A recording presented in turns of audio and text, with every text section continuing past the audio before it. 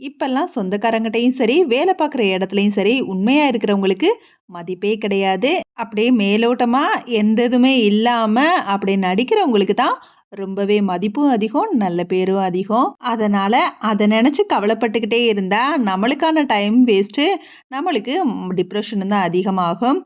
அதுக்காக நம்மளும் அவங்கள மாரி மாறலான்னு நெனச்சா, அது இயல்பாவே அந்த ஒரு குணம்ங்கிறது இருக்கும். ஸோ, அது சில பேருக்கு மாறவே மாறாது. சில பேர் இடத்துக்கு தகுந்த மாரி மாறுவாங்க. சில பேருக்கு அந்த பழக்கமே இருக்காது. எப்பவும் ஒரே மாதிரி இருப்பாங்க. ஸோ, அந்த மாரி இருக்கிறவங்க நெறைய பேர் என்ன பண்ணுவாங்கன்னா, ரொம்ப வீக்காவும் இருப்பாங்க. சில பேர் போல்டாவே இருப்பாங்க. நான் இப்படித்தான்னு. வீக்கா இருக்கிறவங்க எப்பவுமே எதையும் யோசிக்காதீங்க.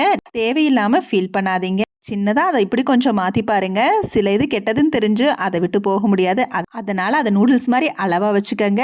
அது நல்லதுன்னு தெரிஞ்சா ஹெல்த்தின்னு நெனச்சு அத எப்பவும் விடாம பாத்துக்கங்க.